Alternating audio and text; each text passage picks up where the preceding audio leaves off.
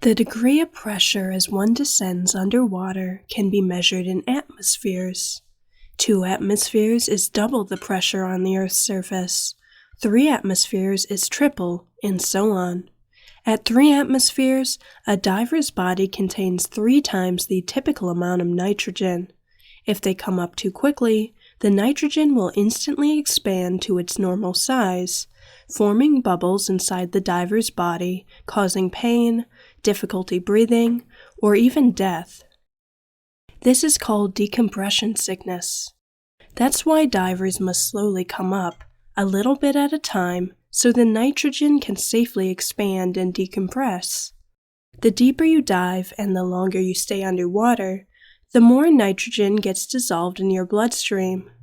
Eventually, a diver's body becomes saturated with dissolved nitrogen.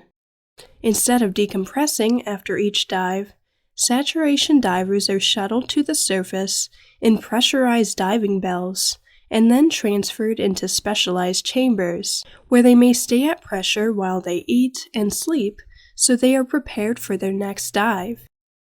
This is possible because once you reach saturation level, your body can't absorb any more nitrogen, no matter how long you stay under pressure.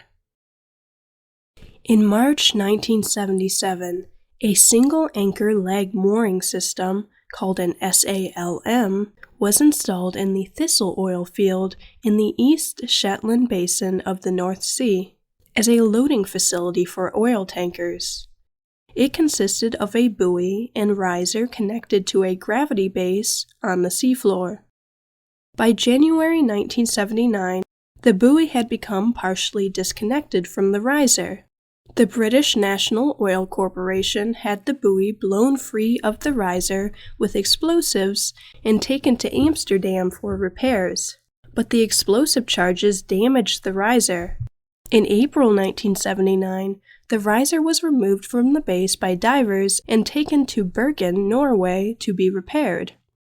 Back in early 1978, Brian Masterson, an English businessman and engineer, co-founded Infabco Diving Services Ltd., a commercial diving company.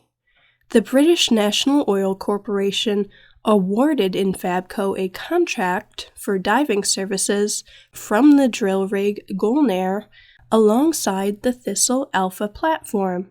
On June 18, 1979, the British National Oil Corporation contracted with Infabco to reinstall the now repaired SALM on its base in the Thistle field.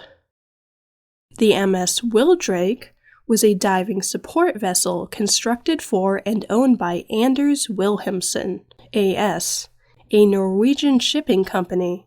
It had a built-in saturation diving system designed and built by another Norwegian company called Møllerøden AS. In May of 1979, Infabco began negotiations for exclusive rights to the Wildrake. In June and early July, Infabco personnel prepared the Wildrake's diving system for use so they could use a diving bell to allow saturation divers to reattach the SALM base. During this period, several significant alterations were made to the Wildrake's diving system. The swivel connecting the lift wire to the bell was replaced with a pair of shackles. The clump weight below the bell, which served as a backup recovery system, was removed to enable the bell to be launched over the side of the Wildrake rather than through the ship's moon pool. The bell's drop weights, another secondary means of bell recovery, were attached to the bell frame with nylon rope to prevent their accidental release. The accidental release of drop weights had caused fatal diving bell accidents in the North Sea in 1974 and 1976.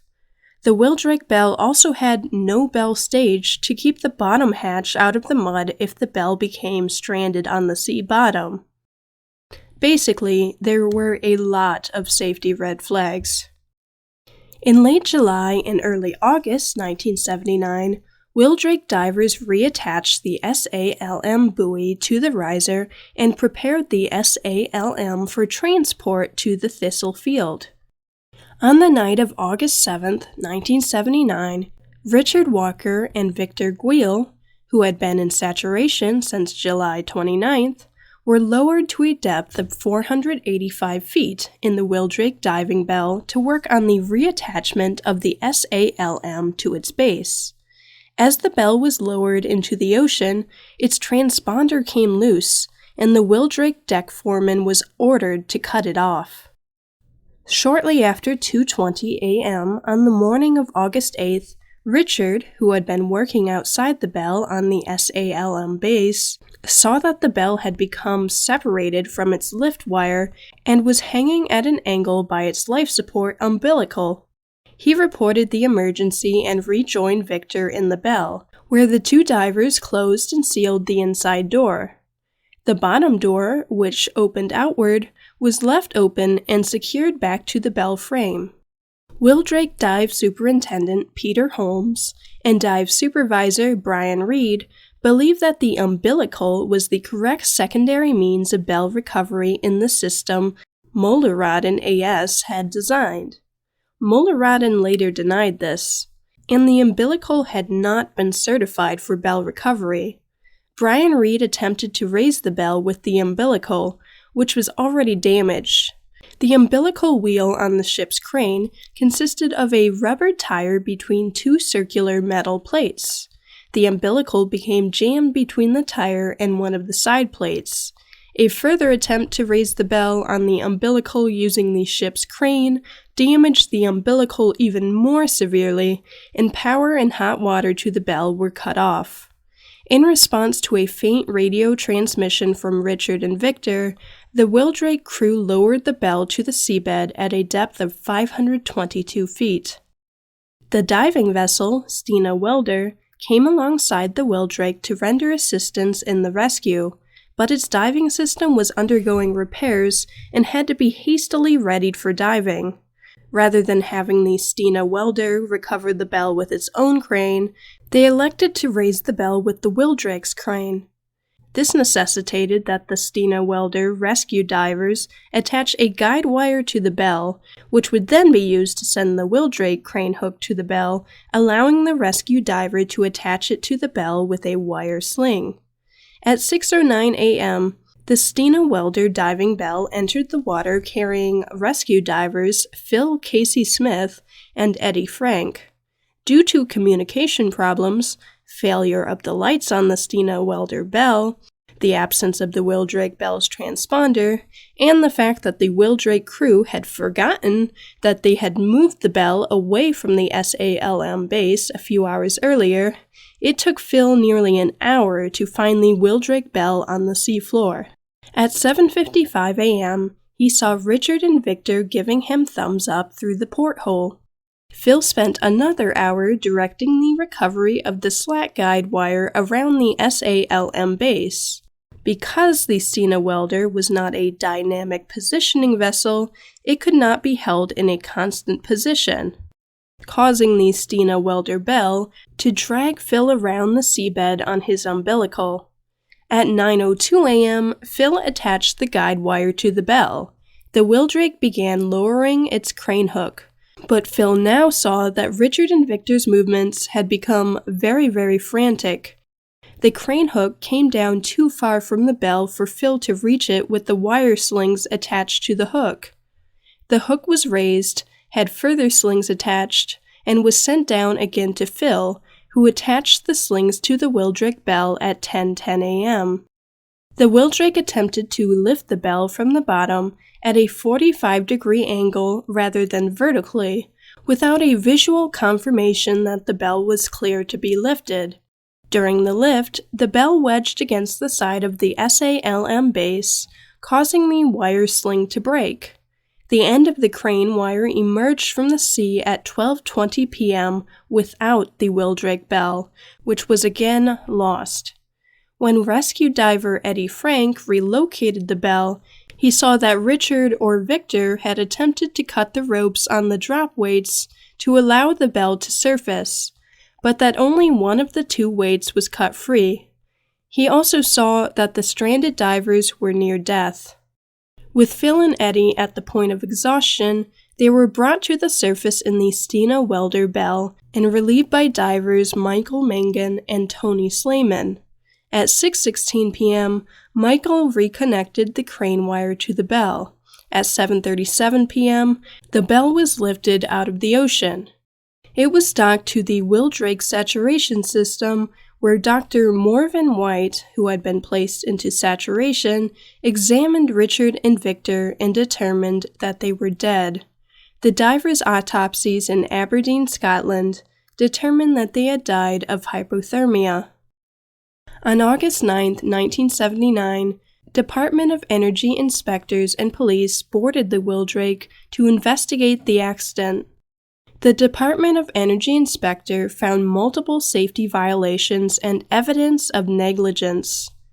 Later, Richard's wife and Victor's family retained a San Francisco attorney who filed a wrongful death complaint to the United States on July 30, 1980, against 10 defendants, including Infabco Diving Services and Moller-Rodden AS.